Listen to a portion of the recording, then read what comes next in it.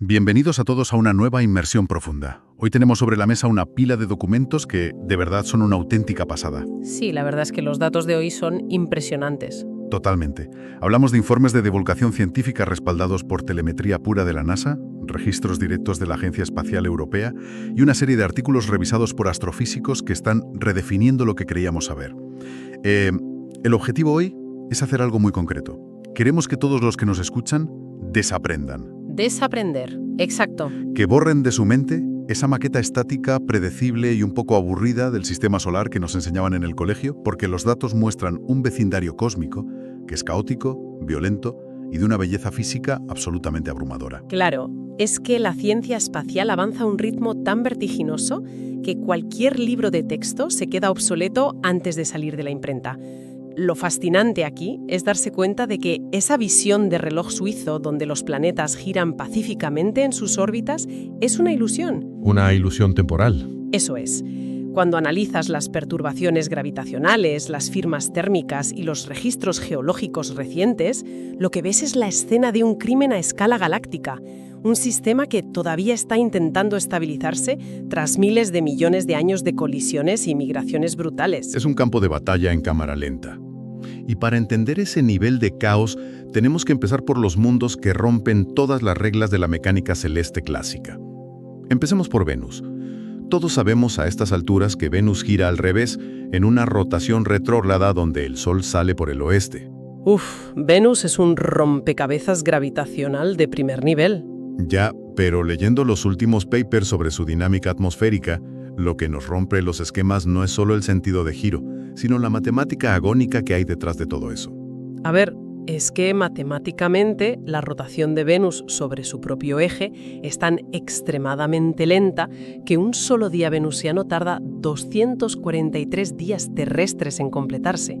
Sin embargo, su órbita alrededor del Sol es más rápida y dura unos 225 días terrestres. O sea que el año termina antes que el día. Exactamente. Esto genera una anomalía fascinante. De forma comprobada, en Venus amanece un nuevo año antes de que termine el día actual. Pero lo que verdaderamente debate la comunidad científica hoy en día es el mecanismo que provocó esto. Históricamente se pensaba en un impacto cinético masivo en los albores del sistema solar, algo que lo hizo girar en sentido contrario. El típico choque de un protoplaneta contra otro. Sí, pero los modelos termodinámicos recientes apuntan a algo mucho más sutil y a la vez más catastrófico. La densa atmósfera de Venus, combinada con la inmensa fuerza de marea gravitacional del Sol, actuó como un freno gigantesco. Frenó todo el planeta desde el aire. Literalmente.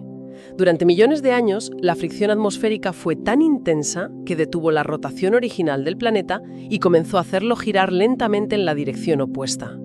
Es un ejemplo perfecto de cómo un clima descontrolado altera la mecánica orbital.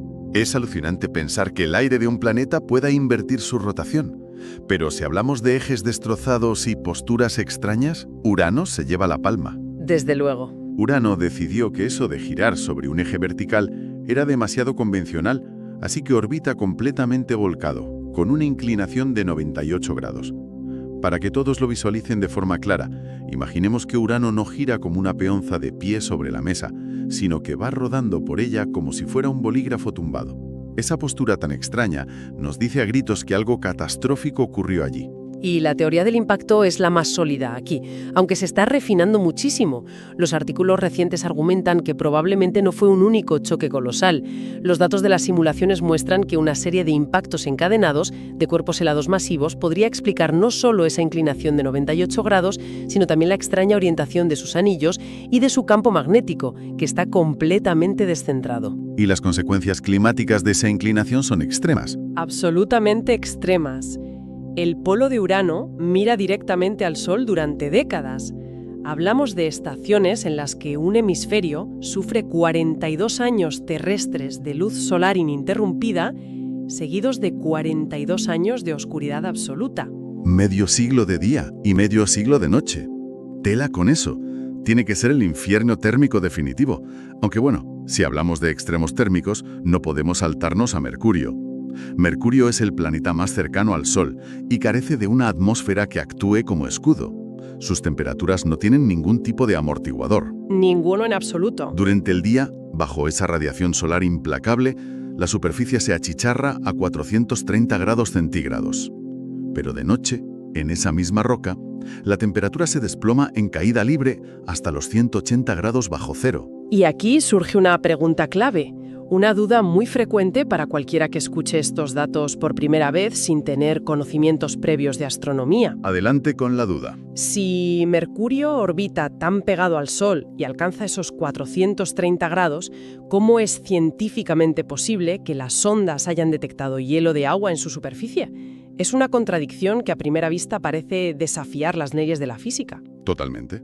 Lo natural sería pensar que cualquier molécula de agua se habría sublimado y escapado al espacio hace miles de millones de años. Y así sería en casi todo el planeta. Pero lo que verificó la sonda Messenger en 2012 es que la topografía de Mercurio juega a su favor. La clave está en la inclinación de su eje, que es prácticamente nula, apenas 1 grado. Una peonza perfecta. Eso es. Esto significa que en los polos del planeta, la luz del Sol siempre pasa rasante, de forma horizontal. Si tienes cráteres lo suficientemente profundos en esos polos, los rayos solares literalmente nunca llegan a iluminar el fondo. Son regiones de sombra permanente. O sea que no entra ni un rayo de luz. Ni uno. Esos rincones oscuros actúan como trampas de frío, congeladores perpetuos que han mantenido el agua helada, traída seguramente por cometas, a salvo del infierno que arde a escasos kilómetros de distancia. La geología ganándole la partida a la termodinámica estelar. Una pasada. Pero ese nivel de caos térmico y orbital en los planetas interiores nos da una pista de que nuestro vecindario fue una auténtica zona de guerra.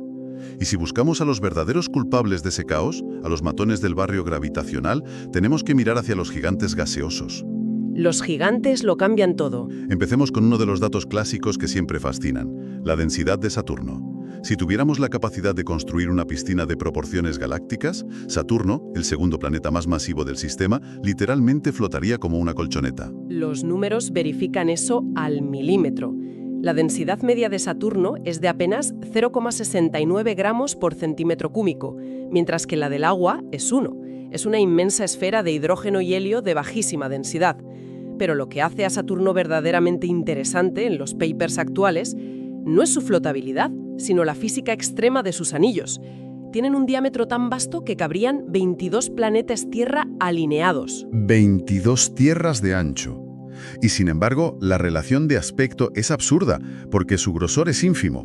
Estamos hablando de una lámina que apenas tiene entre 10 y 20 metros de espesor en la mayoría de sus secciones. Para que todos se hagan una idea, es el equivalente exacto a la altura de un edificio de 3 plantas. Es increíble. Es una lámina cósmica de hielo y polvo más fina en proporción que el filo de una cuchilla de afeitar. Lo más revelador de las últimas misiones, como el gran finale de la Cassini, es que esos anillos son dinámicos y efímeros. Se están consumiendo. La gravedad de Saturno está trayendo el hielo en forma de lluvia de anillos, y a escala geológica podrían desaparecer en apenas 100 millones de años. Son un fenómeno totalmente temporal. Eso nos recuerda que estamos observando el sistema solar en una ventana de tiempo muy específica. Y justo a su lado tenemos al rey indiscutible, Júpiter.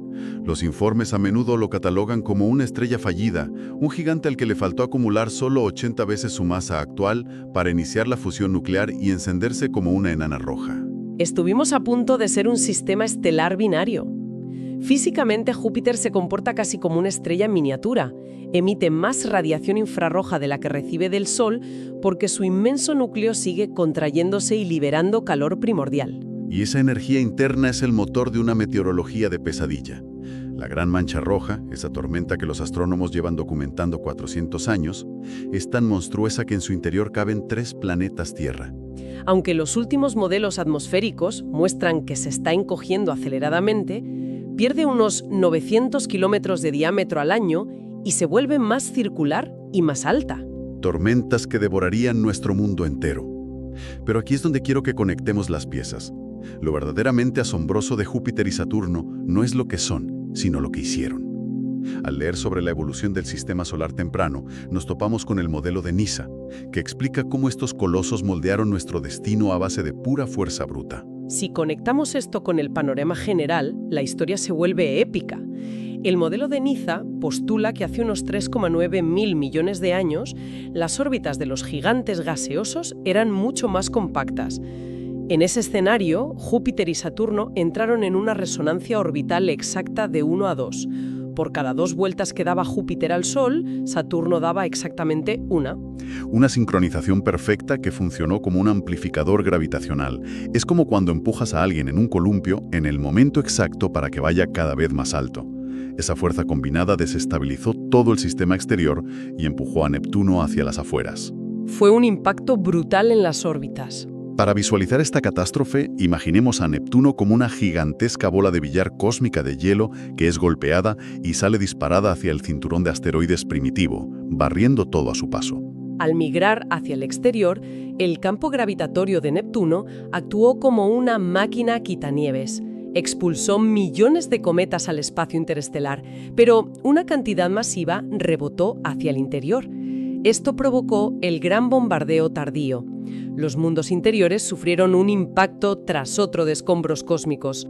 Y esos cuerpos helados que sobrevivieron a esa purga nos llevan directamente a los confines actuales del sistema, Plutón. Sé que la reclasificación de Plutón como planeta enano en 2006 trajo mucha nostalgia. Muchísima. Pero lo que perdimos en estatus lo ganamos en conocimiento cuando la sonda New Horizons pasó volando a su lado en 2015. Nos quitamos de la cabeza la idea de una roca muerta y descubrimos montañas de hielo de agua tan duro a esas temperaturas que forma cordilleras que se alzan 3.500 metros hacia el espacio. Y el contraste geológico allí es brutal. Ese icónico corazón de Plutón, la Sputnik Planitia, es una llanura inmensa de óxido de nitrógeno y metano helados, y las imágenes revelan celdas de convección. El hielo se renueva constantemente gracias a un calor interno residual. Fluye como los glaciares en la Tierra, borrando los cráteres y demostrando que a casi 6.000 millones de kilómetros del Sol, la geología sigue viva. Planetas enanos con glaciares en movimiento. Es fascinante. Pero si hablamos de mundos helados que quitan el sueño a los biólogos, la atención está puesta en la órbita de Júpiter. Hablamos de Europa. Al repasar los datos de este satélite, es alucinante confirmar que bajo una corteza exterior de hielo de 10 a 30 kilómetros de espesor, Europa esconde un océano de agua salada de 100 kilómetros de profundidad. Los cálculos verifican que esa luna contiene el doble de agua líquida que todos los océanos de la Tierra combinados. Y el mecanismo físico que mantiene esa agua en estado líquido tan lejos del Sol es el calentamiento por marea. La inmensa gravedad de Júpiter amasando a la Luna. Exacto. La órbita de Europa es ligeramente elíptica. Cuando está más cerca, Júpiter la estira. Cuando se aleja, se relaja. Ese ciclo de compresión genera una fricción inmensa en el interior rocoso. Todo ese calor funde el fondo del hielo y mantiene el océano líquido. Pero lo más importante es que este calor podría estar alimentando respiraderos hidrotermales en el fondo. Y sabemos que en la Tierra, en las profundidades oceánicas donde no llega la luz del Sol, esos respiraderos están llenos de vida. Bacterias extremófilas sosteniendo ecosistemas. Por eso la misión Europa Clipper, lanzada en 2024, es tan revolucionaria. Buscará biomarcadores en las plumas de vapor. Es un cambio de paradigma enorme en la astrobiología. Ya no buscamos vida solo en planetas rocosos y cálidos. Pero volvamos a casa por un momento. Hemos hablado de lunas ajenas, pero nuestra propia luna tiene una dinámica orbital que muchos ignoran. Tendemos a mirar el cielo nocturno y pensar que la luna está ahí anclada de forma fija. Pero la telemetría nos confirma que nuestra luna está en fuga. Se aleja de la Tierra de forma constante. Es un fenómeno de transferencia de momento angular. Durante las misiones Apolo, los astronautas dejaron paneles retroreflectores. Al disparar láseres desde la Tierra, calculamos que la Luna se aleja a unos 3,8 centímetros cada año. Y para que todos nos hagamos una idea de esa fuga, esos 3,8 centímetros al año equivalen exactamente a la velocidad a la que nos crecen las uñas de las manos. Parece poco, pero a escala geológica tiene un impacto masivo. Al alejarse, frena a nuestro planeta. Los registros fósiles demuestran que hace 1.400 millones de años, un día terrestre duraba apenas 18 horas. Y aquí surge la segunda duda frecuente de quienes escuchan estos datos. Una inquietud súper lógica. Si la Luna gana energía y se aleja constantemente, llegará un momento en que la Tierra la pierda por completo y se quede vagando por el espacio. La imagen de un divorcio cósmico definitivo. Pues afortunadamente las matemáticas dictan que eso no ocurrirá. En miles de millones de años, el sistema alcanzará un punto de equilibrio gravitacional estable. La rotación de la Tierra se habrá frenado tanto que un día durará exactamente lo mismo que un mes lunar. La Tierra y la Luna quedarán mirándose la misma cara perpetuamente y el alejamiento se detendrá. Menos mal, salvaremos la Luna. Aunque, siendo realistas, para cuando alcancen ese equilibrio tendrán un problema infinitamente mayor llamando a su puerta: el Sol. Una esfera masiva de plasma de 1,39 millones de kilómetros de diámetro.